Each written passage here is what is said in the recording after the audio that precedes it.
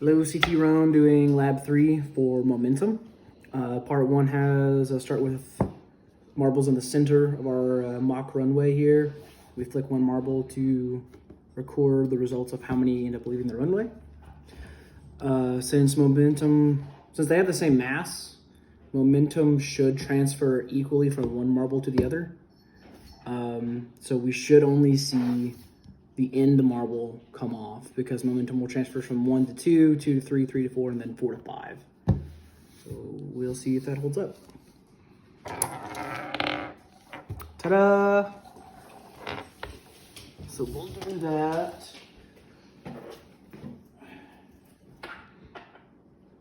Got my notes here from earlier, so we'll say 4 had 1 displaced. And we'll take 1 away, reduce it down to 3.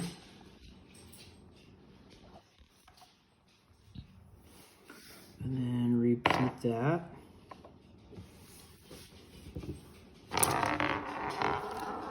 Still just the 1. So that should repeat, you just hold that down there.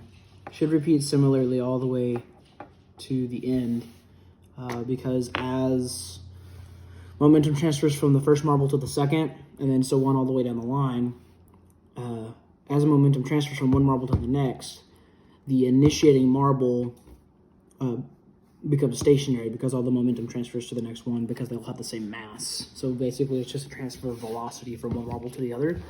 So if they had different masses, then the greater mass marble would take less of a momentum shift.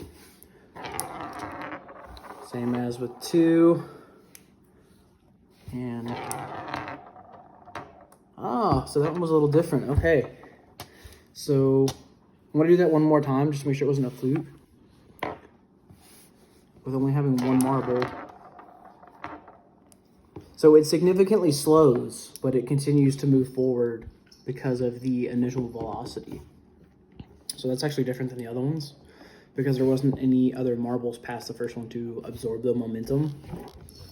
So 4, 3, and 2 all have 1 leave.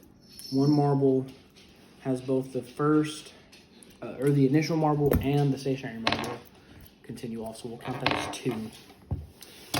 For part 2, we keep the same runway.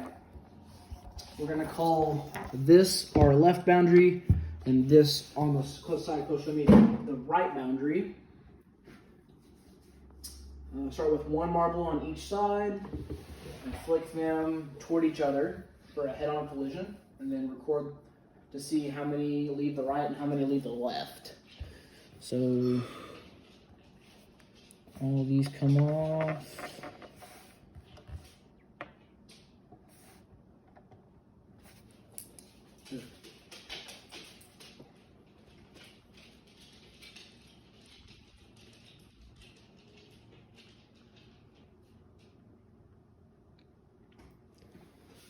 So if I'm reading this right, we just flick them at each other to see if either leaves the left or the right.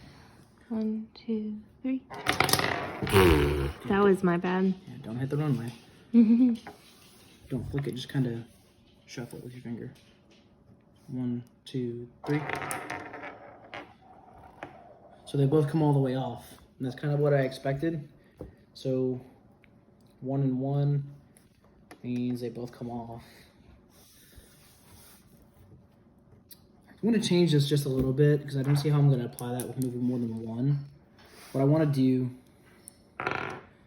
is have 3 in the center just for a little bit of fun here to see how this might change the momentum of each one to see if it's going to have anything go off the sides. Okay, ready? 1, So, 1, 2, 3. 2. All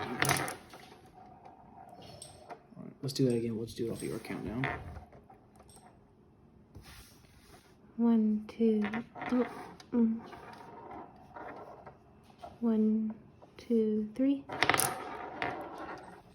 Okay, so that's kind of cool. So It was the same result. So I guess the force from the flick on either side transfers to marbles 2 and 4 equally to 5, and then back out, which is a perfect example of Newton's second law, equal and opposite reaction. So the equal reaction would be coming in, and then the opposite reaction would be coming back out. So the equal amount of force of momentum to the impulse on the collision carries them all the way in and then all the way back out. So you could do this with an infinite number of marbles, essentially, and as long as there's no overwhelming force of gravity or friction on the vertical and horizontal axis, then your initial marbles should exit the left and right boundary every single time.